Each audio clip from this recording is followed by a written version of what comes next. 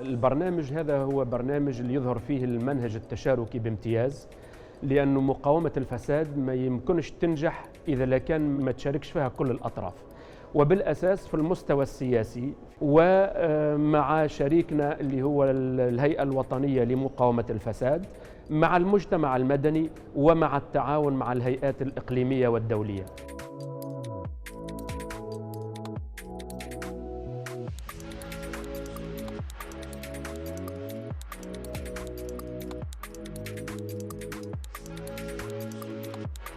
انطلق المشروع من خلال جملة من الحصص التكوينية لفائدة مجموعة من العاملين داخل المؤسسة، مع نقولوا احنا مصاحبة لمجموعة من الخبراء اللي قاموا بتأمين الحصص التكوينية ومصاحبتنا في إطار نقولوا احنا تحديد نقاط المخاطر اللي موجودة داخل المؤسسة. والإطار هذا بالتنسيق مع الهيئة الوطنية لمقاومة الفساد وعلى مستوى وزارة الصحة ومع البنيد تم تحديد المسارات أو مواقع أو نقاط القرار الأكثر عرضة لخطر الفساد، واللي تم خذيت الأولوية على مستوى التدخل. هنا المشروع وفر المعدات الإعلامية، وفر المعدات المكتبية ليتمكن من تحسين ظروف العمل للعاملين، وكذلك تم تمكين العاملين بالمؤسسة دي من حصص تكوينية ومواكبة عملية. DMI دوسيي ميديكال انفورماتيزي تقريبا من بداية 2014 تم إدخاله في المستشفى خطوة خطوة. لقينا صعوبة على الأول لأنه شيء جديد، ولكن بتضافر الجهود ما بين الطاقم الطبي والشبه طبي وبتشجيعات من الإدارة تم تقريبا النجاح في الخطوات الأولى. ولا أخفي عليكم يعني كانت البداية صعبة شوي، كان فما حذر شديد، كان فما شوية هواجس معينة، ولكن مع مرور الوقت بلشنا نتعودوا، صرنا نشوف الثمار الإيجابية تبع على المنهجية الجديدة في العمل يلي كنا نسمعوا فيها قبل، وحطينا البرنامج على السكة. Dossier médical informatisé permet de garder donc les informations sur un support numérique اللي هو يسيركل sur un réseau. Donc أنا كي يرقدوا لي المرضى في l'hospitalisation ونعمر دونك لو دوسي ميديكال انفورماتيزي، وبعد كي يجي خارج نحط له على الكونكلوزيون دو سورتي نتاعو والاوردونانس ميديكال دو سورتي. بالنسبه لي انا كانت il reviendra في الكونترول نتاعو و لي كونترول دولتيريور باش نلقى لو دوسي كي اكزيست ديجا، لوردونانس ديجا حاضره، et ça me fait gagner beaucoup de temps. Mis à part le DMI, ce qui est très utile pour nous, c'est certaines applications satellites comme l'application laboratoire et radio. Ça nous permet de demander les examens sur le dossier médical informatisé et de récupérer les résultats validés sur le système. Ça permet d'éviter qu'ils يضيعوا en cours de route ou on demande 2 fois la même chose, etc. ثاني حاجة pour la radiologie.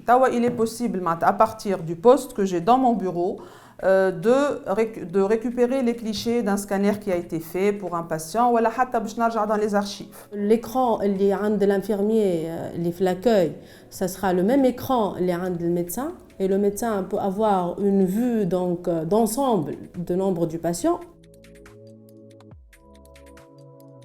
Et le code couleur qui est très important, selon la couleur qui est déterminée par le triage, on a une priorité de prise en charge. بالنسبة les malades hospitalisés, le GIN, la dispensation journalière informatisée et nominative des médicaments, ça nous permet d'avoir une idée du coût des maladies, du coût des malades, et donc d'optimiser, de chercher les moyens de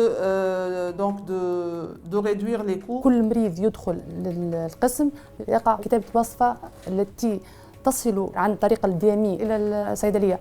Donc on doit le livrer.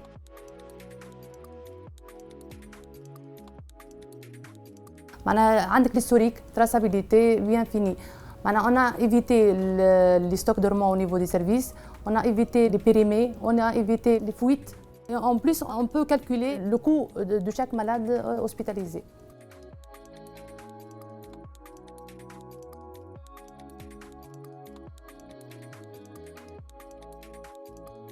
Lorsque les médecins prescrivent l'ordonnance, le prix unitaire de chaque produit, il le voit, donc il intervient dans l'économie de gestion.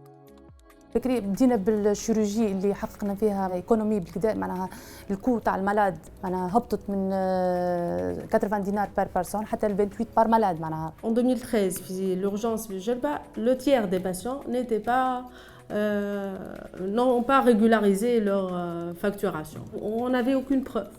Donc avec le DMI, ça a ramené ce taux à zéro. Actuellement avec le DMI, le malade qui est inscrit, il n'est pas sur la liste de triage, qui est inscrit pour le médecin, il ne peut pas avoir une consultation ni les soins nécessaires. Donc c'est un outil d'aide à la facturation et aide à la bonne gouvernance. من يوم تم حوسبة كل التحاليل وضبطها من خلال المنظومة الإعلامية أعطت الكثير من المردودية المالية، وهذا حسيناه على مستوى المخبر وعلى مستوى الأشعة. لابد من سنسيبيليزاسيون، لابد من إقناع وإقحام كل الطاقات البشرية الموجودة بالمستشفى بشتى الوسائل الترغيبية لتفعيل هالمنظومة هذه، لأنه لا يعقل أن يكون في سيرفيس في ممرض يتقن العمل فيها وممرض لا يتقن، طبيب يعمل بها أو طبيب لا يعمل بها. فهون كمان في النقطة الثالثة هذه اللي لازم نحكوا عليها، واللي هي تحسيس وتشجيع كل العاملين اللي حتى يكون عندهم حشورية كيوريوزيتي للعمل للانضمام في المنظومة هذه. C'est une aide extraordinaire aussi au niveau des statistiques quantitatives et qualitatives. Donc on a toutes les données qui sont informatisées. C'est les premiers pas dans ce grand projet. Et l'IHOA, il va amener une amélioration considérable de la qualité des soins. الفيل داتونت هذه نقصت لنا برشا مشاكل، المشاكل نتاع الصف والناس تستنى، فهمت كيفاش؟ ولات كلها العبد كلها كالمه مرتاحه، بالنسبه للموظف ارتاح، بقى المشكله، بقى الكونفرونتاسيون مع المواطن، واحنا الصباح كي تحل الباب معناها الناس الكل باش يمشي تبوستيكي ويرتاح ويبقى يستنى الدور نتاعو حتى يخرج في الايكرون الكبيره النيميرو نتاعو، بعدها يقيد روحه بالكاري نتاعو كي يسجل باش نعملوا له دوسي ميديكال انفورماتيزي يسمى، ويمشي للبوكس اللي باش يعدي فيه سيستيماتيك باش يلقاه مقيد غادي في لي زورديناتور معناها الكل موجوده في لي بوكس الكل، ويجي الطبيب تاعو يعدي له معناها نظام شفافيه للمواطن، معناها فما شكون تدخلات، شكون اللي قبل وشكون بعد، ورفاهيه للمواطن هي ما عادش فيها دزان وما عادش فيها الصف.